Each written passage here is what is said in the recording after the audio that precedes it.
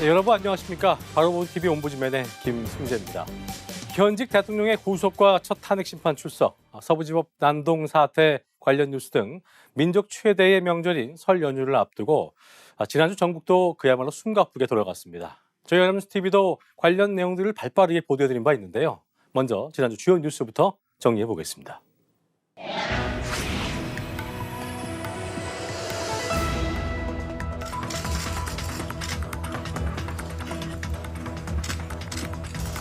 제일 잘 아는 사람은 바로 피청구인인 대통령 저 자신입니다.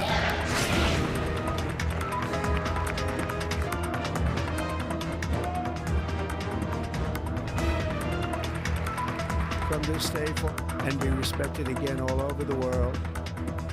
We will be the envy of all.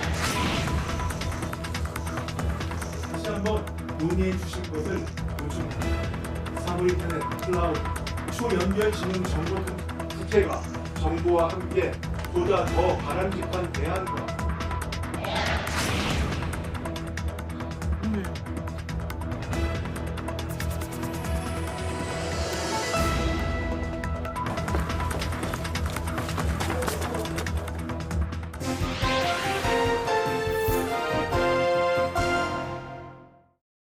한 주간 보도 내용을 짚어보는 연합뉴스TV를 말한다 김홍태입니다. 지난주 첫 소식은 지난 18일 뉴스 특보인데요. 윤석열 대통령에 대한 구속영장실질심사가 열렸다면서 4시간 50분 동안 공수처와 윤 대통령 측은 북한문란 인정 여부와 수사권, 법원 관할 등을 두고 치열한 공방을 벌였다고 전했습니다.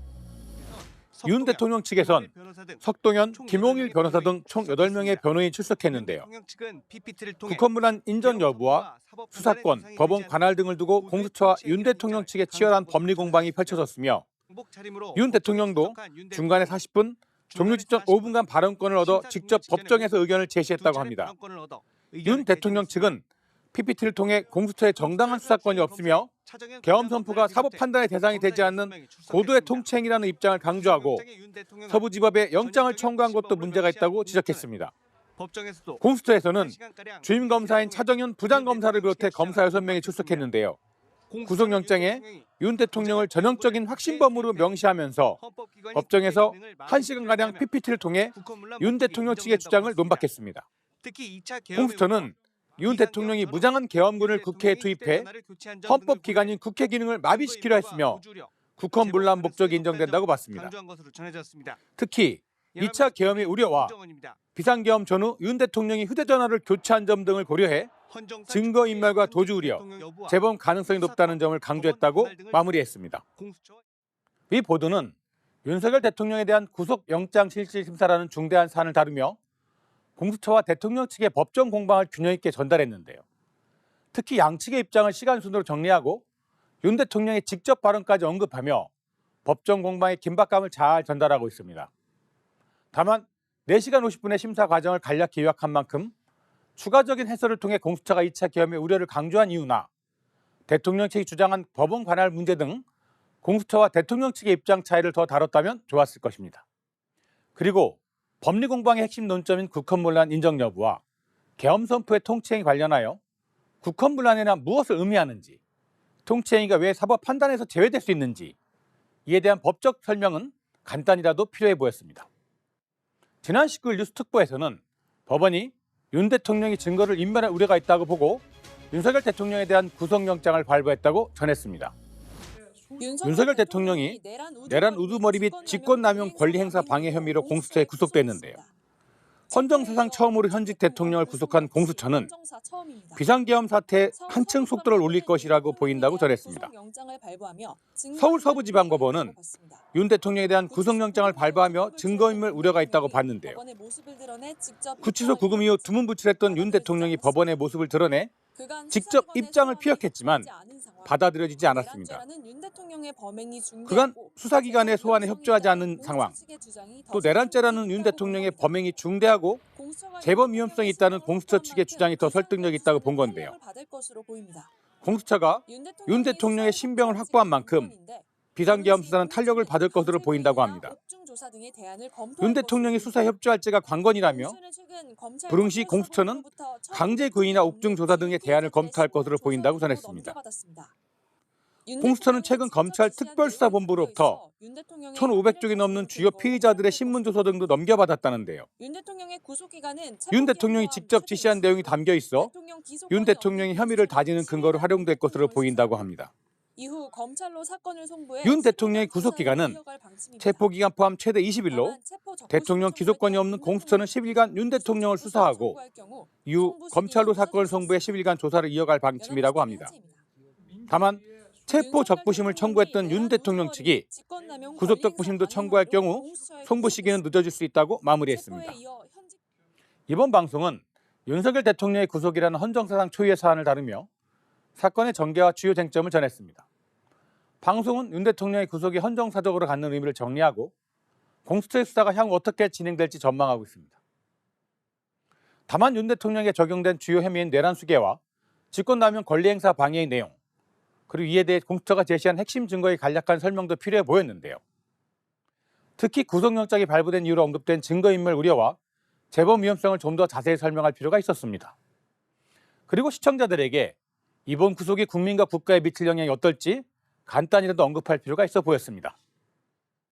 지난 17일 뉴스투나잇에서는 국제통화기금 IMF가 지난 17일 1월 세계 경제 전망을 발표하며 계엄 사태에도 올해 한국 경제 성장 전망을 지난해 11월 연례 협의때와 동일한 2%대로 유지했다고 밝혔습니다.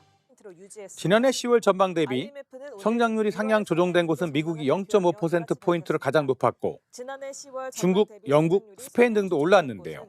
반면 독일, 캐나다, 프랑스 등 국가는 성장률이 하향 조정됐다고 합니다.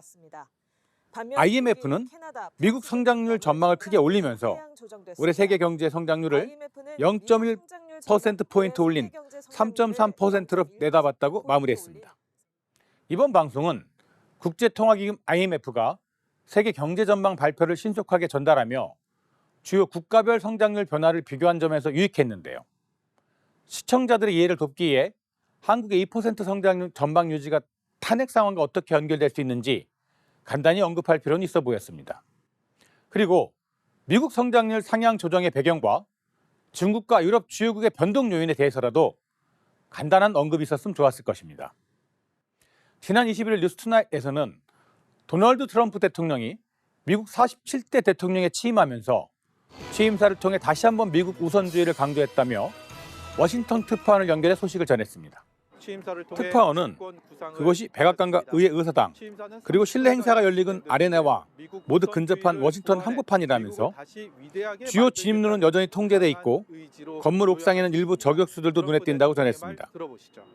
분위기는 삼엄하지만 이 같은 분위기와 달리 트럼프 취임을 축하하는 인파는 거리에서 춤과 노래를 부르면서 기쁨을 만끽하고 있다면서 트럼프 대통령은 이곳 시간으로 20일 정오 의회 의사당 중앙홀에서 취임 선서를 한 뒤 취임사를 통해 직권 구상을 밝혔다고 합니다.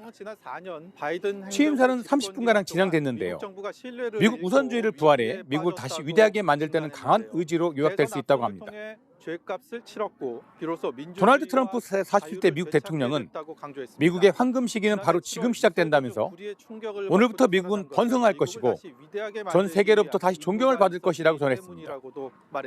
트럼프 대통령은 지난 4년 바이든 행정부 집권 기간 미국 정부가 신뢰를 잃고 위기에 빠졌다면서 자신은 대선 압승을 통해 죗값을 치렀고 비로소 민주주의와 자유를 되찾게 됐다고 강조했습니다.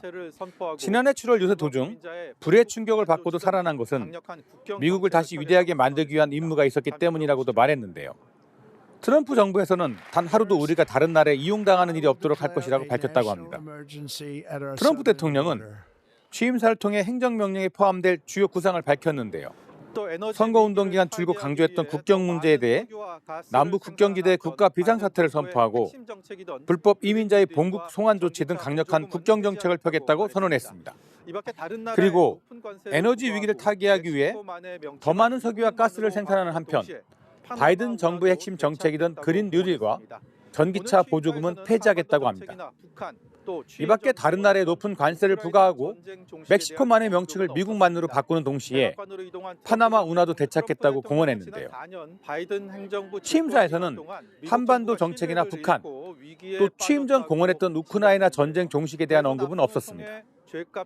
백악관으로 이동한 트럼프 대통령은 행정명령에 서명한 뒤 이후 세 차례의 취임식 무도회에 참석하며 취임 첫날 일정을 마무리했다고 전했습니다. 이번 방송은 트럼프 대통령의 취임식을 생생하게 전달하며 미국 정치의 주요 전환점을 알리고 있는데요. 생생한 현장 분위기 전달과 함께 주요 정책 공약을 요약하여 시청자들에게 신속히 전달했습니다. 트럼프 대통령의 취임사에서 언급된 구체적인 행정명령 구상의 배경과 목표는 앞으로 보도를 통해서라도 상세히 설명이 필요한 부분입니다. 남북 국경에 대한 비상사태 선포와 불법 이민자 송환 조치가 미칠 영향과 그리고 바이든 정부의 정책을 비판하며 그린 뉴딜과 전기차 보조금 폐지를 언급했는데요. 이로 인해 환경정책이나 에너지 산업에 미칠 파급 효과를 더 구체적으로 다룰 필요가 있어 보입니다. 다만 멕시코만 명칭 변경이나 파나마 운하 회복 등 논란의 여지가 있는 부분에 대해서는 약간의 비판적 시각도 있었음 더 좋았을 것입니다. 마지막으로 트럼프 대통령의 한반도 정책 및 우크라이나 전쟁 관련 공약이 취임사에서 언급되지 않았는데요. 추후라도 이 부분에 대한 이유와 배경도 전달할 필요가 있어 보였습니다.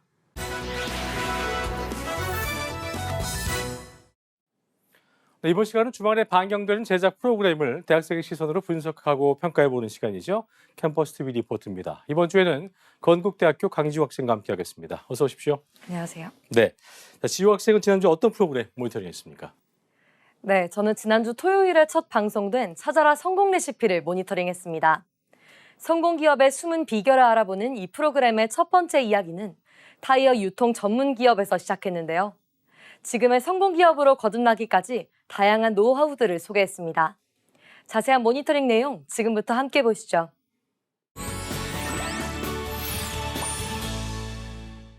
다른 경쟁업체도 그걸 하려고 해도 할 수가 없고요. 성공 기업의 숨은 비결을 알아보는 찾아라 성공 레시피. 그 첫 방송은 자동차에서 유일하게 도로와 맞닿은 부품은 무엇일까요? 라는 질문을 던지며 시작합니다. 정답은 바로 타이어인데요.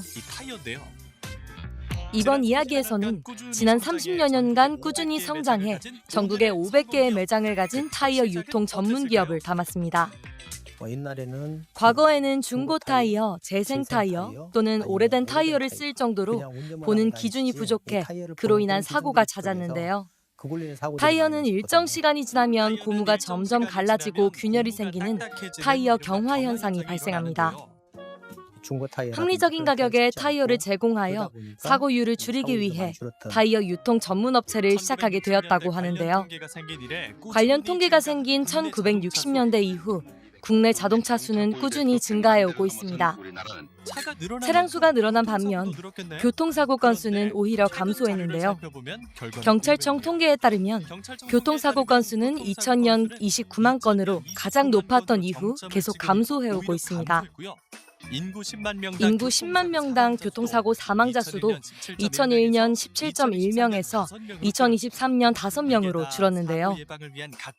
사고 예방을 위한 정책과 활동에 더불어 성공기업에서는 운전자의 안전을 고려하여 좋은 타이어를 쉽게 찾을 수 있게 하는 전략을 세웠습니다.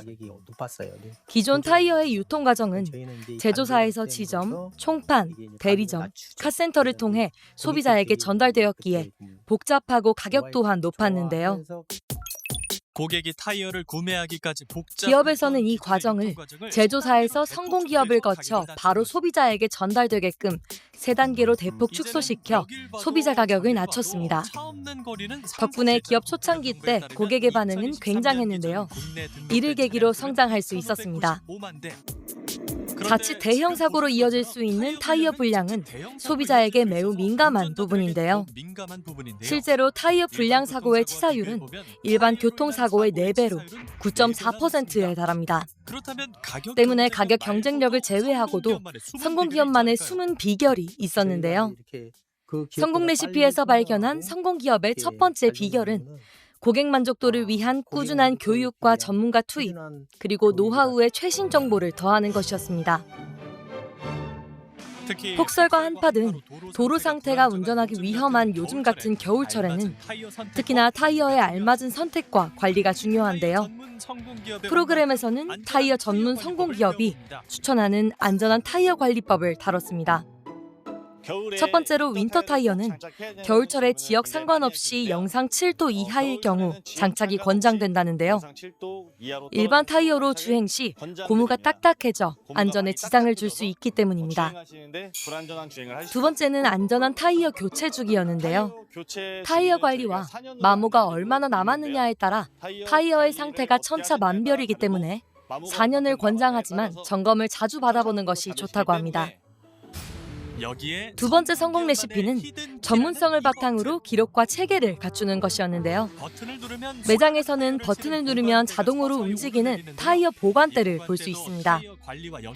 바람이 잘 통하게 하기 위해 세로로 꽂아 보관하고 있는 타이어들을 필요한 조건에 따라 자동화 시스템으로 받아볼 수 있는데요. 자동화로 시스템으로 인해서 몇 번의 위치에 원하는 규격의 타이어 번호를 기계에 입력하면 보관대가 자동으로 돌아가 해당 번호에 멈춰서는 시스템입니다. 그 시간 동안 직원들은 다른 일을 할 수 있기 때문에 효율적인 매장 관리가 가능하다고 하는데요. 이 타이어 선입 선출 시스템은 국내 최초로 특허까지 획득했다고 합니다. 세 번째 성공 레시피는 고객들이 찾을 때 그 곁에 있어라입니다. 전국 47개 매장에선 주간에 방문이 힘들거나 야간에 응급 상황이 발생한 고객들을 위한 타이어 응급실을 운영하고 있었는데요. 친구를 만나러 왔다가 한밤중 타이어가 찢어지는 사고로 방문한 운전자는 밤 늦게까지 운영하는 매장이 있어 정말 다행이라고 전했습니다. 이 외에도 새벽에 타이어가 찢어졌지만 빠른 서비스로 다음 일정을 차질 없이 진행할 수 있었던 고객이 직원들에게 감사 인사를 전하는 등 24시간 운영 서비스를 이용하는 고객들의 반응은 뜨거웠는데요.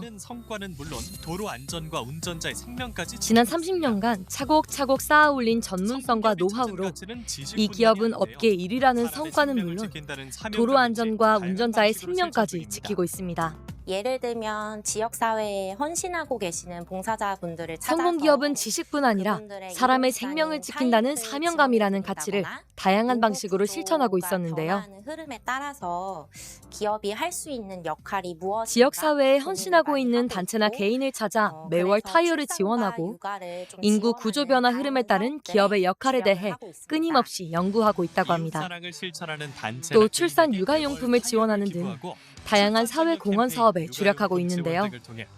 받은 사랑만큼 지역사회에 환원하는 성공기업으로 거듭나는 중입니다. 자긍심을 느끼고 하고 있습니다. 고객들이 많이 찾아주는 것만큼 책임감과 자긍심을 느끼며 사명감과 자부심을 갖고 소비자가 만족할 때까지 최선의 노력을 다하겠다는 관계자들의 인터뷰를 끝으로 방송은 마무리됩니다. 항상 최선의 노력을 다하도록 하겠습니다. 네, 모니터링한 내용 잘 봤습니다. 지우 학생 이번 찾아라 성공 레시피 보면서 어떤 점이 가장 인상 깊었습니까? 네, 저는 운전하면서 자주 마주치는 타이어 매장이지만 운영 방식과 타이어의 점검과 교체 시기에 대해 잘 모르고 있었는데요. 이번 방송을 통해 자세히 알게 되어 앞으로 안전한 운전을 위해 주기적으로 매장을 찾아 타이어를 관리해야겠다고 생각했습니다. 특히나 24시간 운영된다는 점이 인상 깊었는데요. 이제는 새벽에 문제가 생기더라도 타이어 응급실에서 점검받을 수 있다는 것을 알았으니 더욱 안심하고 운전할 수 있을 것 같습니다. 익숙한 기업의 성공 노하우를 들여다볼 수 있어 유익한 시간이었습니다. 네, 운전하신 분들에게 특히나 유익한 시간이 된 것 같습니다. 지금까지 건국대학교 강지우 학생이었습니다. 수고하셨습니다. 감사합니다.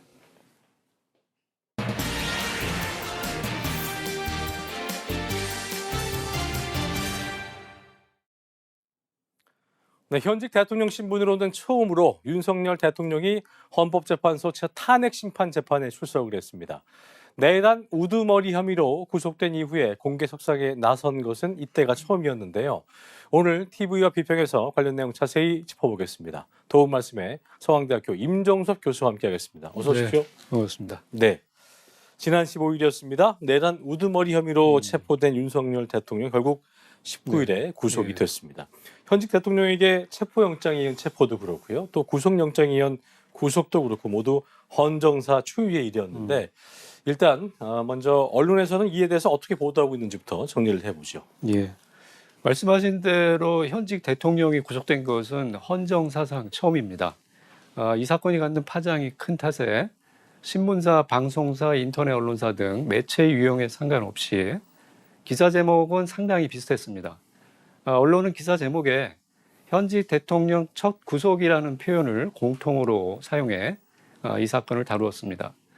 그러나 자세히 보면 언론사의 정치 성향에 따라 기사 방향이나 내용은 달랐습니다. 보수신문인 조선일보는 박근혜, 이명박 등 이전 대통령의 구속 영장이 발부된 사례와 비교해 이번 영장 발부의 이유가 15자로 짧다는 점을 부각했습니다. 이 신문은 발부 이유가 잡범 수준으로 짧아 혐의 소명을 자세하게 밝혔어야 했다는 취재원의 말을 전했습니다. 진보신문인 한겨레는 사설로 윤 대통령의 구속은 사법 시스템을 우롱한 점에서 당연한 결과라며 여당과 대통령실이 반성해야 한다고 지적했습니다. 인터넷 언론사인 뉴델리는 이번 구속에 대해 정치권이 상반된 입장을 보였다고 보도했습니다. 여당은 무죄 추정 원칙이 무너졌다고 반발했으며 야당은 무너진 헌정 질서를 바로 세우는 초석이라고 평가했습니다. 네. 예. 자, 그동안의 대통령 측의 입장을 보면 공수처의 체포와 조사는 모두 불법이다. 바로 기소를 하거나 구속영장을 청구하라는 입장이었는데 예. 영장 발부 이후에 대통령 측 대응에 대한 보도는 어땠습니까? 예, 윤 대통령 변호인은 영장 심사 이후에 좋은 결과를 기대한다고 밝혔으나 구속영장이 발부된 뒤에는 별도 입장 없이 침묵했다고 YTN은 보도했습니다. 예. 연합뉴스 TV에 따르면 석동현 변호사는 구속영장 발부는 반헌법, 반법치주의라는 내용의 글을 SNS에 올렸으며 윤 대통령 측은 사법부의 판단을 존중한다는 말조차 어려울 정도로 구속영장 발부는 엉터리라고 반발했습니다. 네. 이 보도를 보면 윤 대통령 측은 서울중앙지법에 구속 접부심을 신청하거나 보증금을 내고 조건부 석방을 청구할 가능성이 있습니다. 세계일보도 윤 대통령 측의 대응으로 서울중앙지법에 구속 접부심을 청구할 것으로 보이나 인용될 가능성은 낮다고 전했습니다. 이 보도에 따르면 윤 대통령은 공수처 수사에 협조를 거부하고 자필글이나 간접적으로 여론전에 나설 수 있습니다. 경향신문은 구속영장이 발부된 19일 오후 2시 공수처 조사에 출석하라는 통지에 대해 윤 대통령 측은 공수처에 더 말할 것이 없다며 응하지 않았다고 보도했습니다. 그랬군요. 예. 자, 말씀해 주신 대통령이 구속되던 19일 새벽이었습니다. 네. 일부 지지자들이 판결이 나오자 서부지법에 난입을 해서 난동을 부리기도 했었는데 헌법기관을 습격한 초유의 사례였기 때문에 많은 언론들이 지탄을 했습니다. 관련 내용 정리를 좀 해보죠. 예. 언론은 시간대별로 폭등이 일어난 상황을 다루었으며 가담자들이 어떤 처벌을 받는지 등을 자세하게 전했습니다. 연합뉴스 보도를 보면 19일 오전 2시 59분에 서울 서부지법이 윤 대통령의 구속영장을 발부했습니다. 이 소식을 접한 지지자들이 흥분해 오전 3시 16분에 법원 후문에서 경찰 제지를 뚫었으며 예. 오전 3시 21분에는 지지자들이 유리창을 깨고 법원 안으로 침입했으며 경찰 방패를 빼앗아 경찰관들을 폭행했습니다. 경찰은 오전 3시 32분부터 진압을 시작했으며 오전 5시 41분에 기동대 1,400여 명을 투입해 시위대를 해산하고 46명을 현행범으로 체포했습니다. 경찰은 18일에 공수처 차량을 공격한 이들을 포함해 현재 90명을 붙잡아 조사 중입니다. 처벌 수위를 보면 서울 서부지법에 난동한 이들에게는 특수건조물 침입, 특수공무집행 방해의 혐의가 적용되며 경찰을 다치게 한 가담자는 징역 3년 이상인 특수공무집행 방해치상죄가 적용된다고 합니다. 예. 이번 여러 범죄를 동시에 저질렀을 때는 가장 중환죄의 형량이 가중됩니다. 이데일리, 한겨레, 노컷뉴스, 머니투데이 등 언론 보도를 보면 법조계와 정치권은 가담자를 엄중하게 처벌하고 구상권을 청구해야 한다며 이번 폭동을 규탄했습니다. 대법원은 20일 오전 대법관 회의를 열어 법원은 사회 질서를 유지하는 최후의 보루이며 폭력으로 법원을 공격하는 일은 법치주의를 정면으로 부정하는 것이기에 결코 용납할 수 없다고 밝혔습니다. 이와 함께 대법원은 이번 법원 폭등에서 발생한 피해 금액 전액을 가담자 전원에게 손해배상으로 청구할 방침입니다. 대한변호사협회도 법원 폭동은 법치주의를 부정하는 것으로 용납될 수 없으며 가해자들을 구속 수사해야 한다고 강조했습니다. 이 단체는 극단적 대립과 갈등 상황을 악용하는 정치권에 경고한다며 여야는 협치로 대한민국을 정상화해야 한다고 지적했습니다. 자, 그런가 하면 공수처의 경우에는 대통령에 대한 기소권이 없잖아요. 때문에 예. 영장이 발부된 19일부터 20일 내에 검찰로 사건을 이첩해야 되는 상황인데 뭐 아시다시피 대통령 측이 계속 공수처의 수사에 대해서는 더 이상 말할 게 없다면서 진술을 거부하고 있기 때문에 수사가 쉽지 않은 상황입니다. 앞으로의 수사의 쟁점과 향후 과제에 대해서 언론이 어떻게 보도하고 있는지 짚어주시죠. 예. 검찰이 공수처의 윤 대통령 사건의 송부 시점을 논의하자고 했다고 뉴스는 보도했습니다. 윤 대통령이 공수처의 출석 요구를 계속 거부하는 만큼 이 사건을 검찰로 넘겨 기소하는 시간을 벌자는 취지라고 이 언론사는 전했습니다. 연합뉴스는 윤 대통령의 구속 기한이 28일 끝나며 연장 신청이 인정되면 2월 7일까지 기한이 늘어난다고 전했습니다. 공수처는 윤 대통령이 조사실 출석을 계속 거부하면 구치소 방문 조사도 검토할 수 있습니다. 경향신문에 따르면 공수처는 윤 대통령이 조사에 응하지 않아 서울 구치소에서 윤 대통령의 강제 구인을 시도했으나 실패했습니다. 이처럼 윤 대통령의 공수처 조사 버티기가 계속되면 이 사건을 검찰로 넘기는 절차가 빨라질 수 있다고 뉴스는 보도했습니다. 공수처는 판사와 검사, 경찰 등만 기소할 수 있어 검찰이 사건을 넘겨받아 2월 초에 윤 대통령을 기소할 것으로 한국경제신문은 전망했습니다. 이 보도에서 공수처나 검찰은 내란 혐의의 핵심 공범 모두를 구속 기소했기 때문에 윤 대통령의 출석 요구에 계속 응하지 않거나 진술을 거부하더라도 구속기한 안에 윤 대통령을 기소하는 것은 어렵지 않을 것으로 두 기관은 내다봤습니다. 그랬군요. 네. 자, 현직 대통령이 체포가 되고 구속까지 되는 과정에서 우리나라의 헌법과 법치주의가 그야말로 흔들린 일이 잇따라 발생하고 있는데요. 제대로 된 국민의 알 권리를 좀 언론이 잘 해야 되는 그런 시점입니다. 끝으로 언론의 역할에 대해서 한 말씀 듣고 마무리하겠습니다.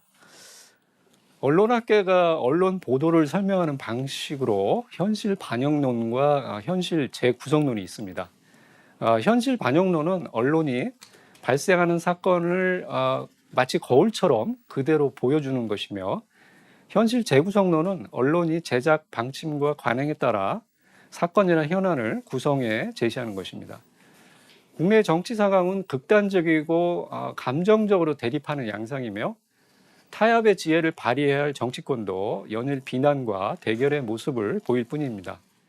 최근 유튜버들이 시위 현장을 구독과 후원 등 돈벌이로 삼는 모습은 정치의 상업화라고 하겠습니다. 언론은 이 상업화에서 벗어나 깊이 있는 분석과 해석, 방향성 제시 등에 주력해야 할 것입니다. 예를 들어 여론조사가 중요한 취재원으로 최근 언론 보도에 자주 등장하는데, 여론조사 결과의 한계나 문제점 등을 분석한 기사는 거의 없습니다. 이는 언론이 여전히 현실을 반영하는 모습입니다. 여론조사 회사가 표본을 과학적으로 어떻게 추출했으며 조사 방식과 질문 문항 등을 어떻게 구성했는지를 체계적으로 따져보는 접근이 필요합니다. 국내 정치 커뮤니케이션 학교에서는 여론조사의 타당성을 분석하는 연구가 오랜 전부터 진행해 왔습니다. 언론이 정치 상황을 따라가기보다는 치밀한 분석과 깊이 있는 관점 등을 입체적으로 제시하는 노력에 적극 나서기를 기대합니다. 네, 언론이 기억해야 할 내용까지 서강대학교 임종섭 교수와 함께했습니다. 오늘 말씀 고맙습니다. 네, 감사합니다. 저희 옴부즈맨 제작진은 여러분의 소중한 의견들을 기다리고 있습니다. 방송을 보시고 느낀 소감을 연합뉴스 TV 홈페이지 내 시청자 게시판이나 SNS로 보내주시면 됩니다. 저희는 다음 주 시간 다시 인사드리죠. 여러분 고맙습니다.